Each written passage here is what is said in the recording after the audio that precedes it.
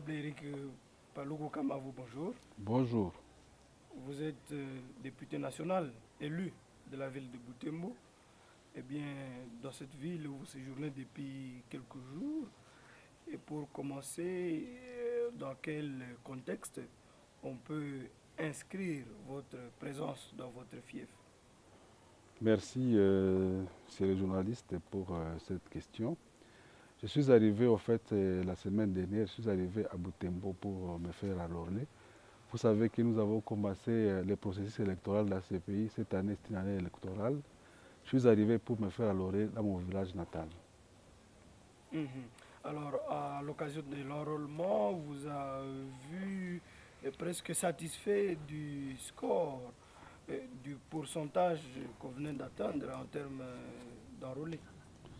Oui, oui, je suis en train de voir une bonne évolution puisqu'il y a peu, il y avait un problème de nombre d'enrôlés. Et même, comme vous savez, avec la technologie actuellement, il y a moyen d'évaluer cela partout, au niveau national. À un certain moment, il y avait une sorte de régression, je ne sais pas comment, puisque quand on essaie de voir le nombre d'enrôlés, ça n'atteignait même pas 20% à un certain moment. Mais aujourd'hui, avec les efforts que la CENI a fournis, nous sommes en train de voir une bonne évolution, puisque d'ici là, je crois qu'on va atteindre presque le maximum de personnes attendues. Et c'est un motif de satisfaction pour vous, on espère. Oui, en tout cas pour mon fief, c'est un motif de satisfaction, puisqu'en fait le nombre d'enrôlés détermine le nombre de sièges. Si le nombre de sièges de notre ville est maintenu, je crois qu'on sera satisfait.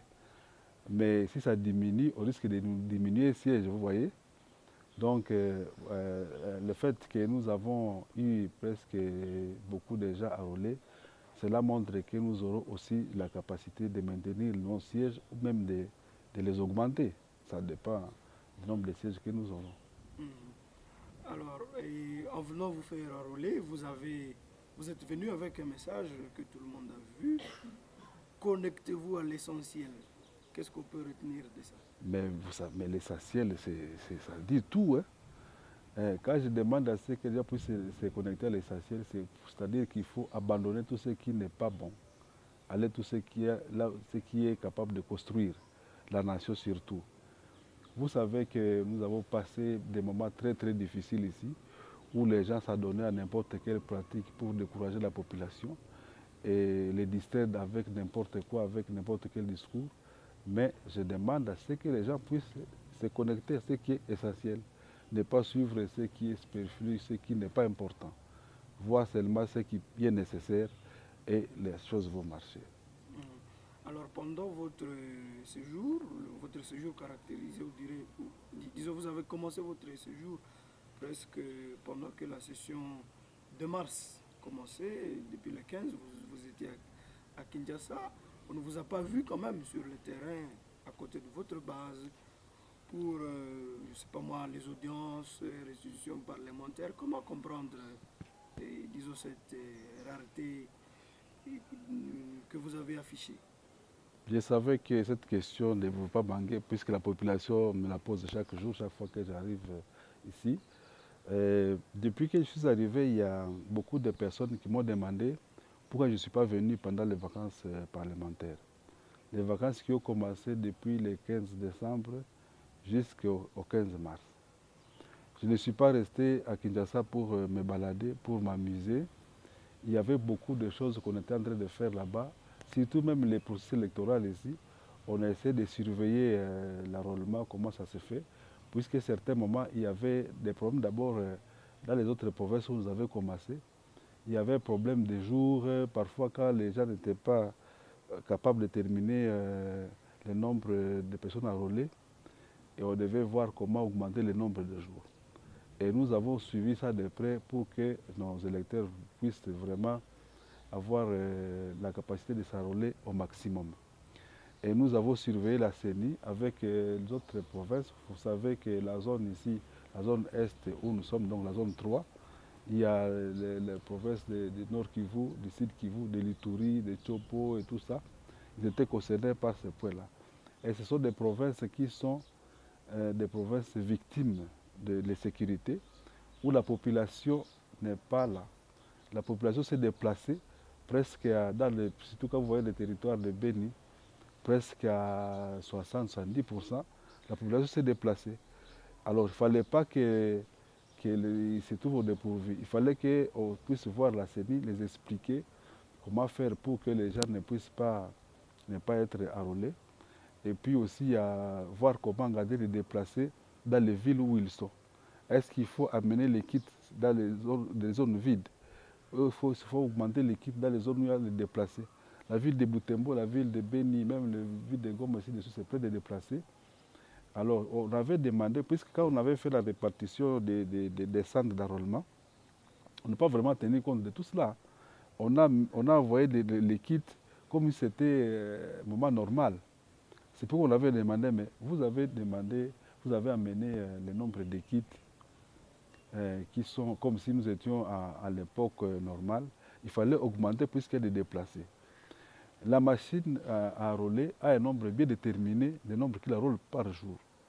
Si on n'augmente pas les machines, on n'arrivera pas à terminer toute la population en temps voulu. Et j'avais même dit au président de la CENI, lors d'une conférence avec lui, justement pendant les vacances, là où nous étions à Kinshasa, nous avons posé la question, on a dit, mais les années 2006, les années 2018, on avait donné 3 mois pour enrôler la population. L'enrôlement, pendant 3 mois, il y en avait même des endroits où on n'avait pas pu terminer à enrôler les gens. Mais comment vous donnez seulement 1 mois pour les machines que nous avons remarqué, nous autres, on avait remarqué que les machines étaient peut-être moins performantes que les premières machines, puisqu'il y avait des pannes par-ci, par-là, il y avait des moments où il y avait des problèmes d'énergie, il y avait un moment. Donc, on s'est dit, avec cette machine-là, comment est-ce que vous pouvez donner seulement 1 mois? Au lieu de multiplier le nombre de jours, puisque à l'époque, les machines pouvaient enrôler plus de 200 à 300 personnes par jour. Mais nos machines actuelles n'enrôlent le maximum que 100 ou 100, combien, je ne sais pas. Au lieu de doubler le nombre de machines, mais vous avez maintenu le même nombre de machines, mais au lieu aussi d'augmenter le nombre de jours, puisque normalement, si les autres machines avaient fait 3 mois, alors nos machines ici devaient faire 6 mois. Comment est-ce que vous avez essayé de rétrécir le nombre de jours? Qu'est-ce que ça veut dire? Ils avaient expliqué ils avaient remarqué que l'engouement venait toujours vers la fin de l'enrôlement. Alors si les gens, on leur donne peu de temps, les gens seront toujours sensibilisés d'y aller vite, vite, et ça peut aller. Donc, ils ont essayé de récupérer la question comme ça, mais nous avons dit qu'à cela ne tienne, nous allons surveiller partout comment ça va évoluer. Et nous avons montré à la CENI qu'il n'était pas possible compte tenu des informations que nous avons, il n'était pas possible d'enrôler les gens à peu de jours. C'est comme ça que pour notre zone ici, la zone 3, on a augmenté encore 15 jours. Nous avons remarqué que les 15 jours ne suffisaient pas. C'est à cause de ça que même, moi je m'étais résolu de venir en retard, voir vers la fin de l'enrôlement, pour constater, pour qu'il n'y ait pas de personnes qui resteront sans être enrôlées. Et moi, je suis content de voir quand même qu'ils ont accepté, malgré les 15 jours-là, de nous augmenter d'autres jours jusqu'à la fin du dernier enrôlé dans notre ville, ainsi que dans la 3e zone électorale. À part la surveillance de l'enrôlement, il y avait aussi d'autres plaidoyers au niveau de l'union sacrée où nous sommes. Il y avait des exigences où on devait être là. C'est à cause de ça qu'il y a beaucoup de choses qu'on peut parler à politique, mais il y a des limites aussi. Donc on ne peut pas tout dire par rapport à tout ce qu'on décide à politique. Et il y a aussi beaucoup de choses au niveau de la sécurité ici. Et il y a les plaidoyers qu'on a fait par-ci, par-là, pendant qu'on était resté pendant les vacances. Et aussi que le courant de Butembo. Ici, le courant ici à Butembo et à Beni, 2 villes qui sont vraiment victimes de l'obscurité. On était convoqué à une conférence qu'on appelle Kenda, Beni, Butembo. C'est un courant qui doit venir de l'Ouganda et qui doit être connecté, mais qui doit être financé par la Banque africaine de développement.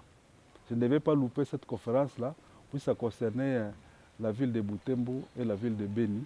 Pour qu'on puisse nous connecter, on devait construire toute une structure pour que le courant puisse arriver.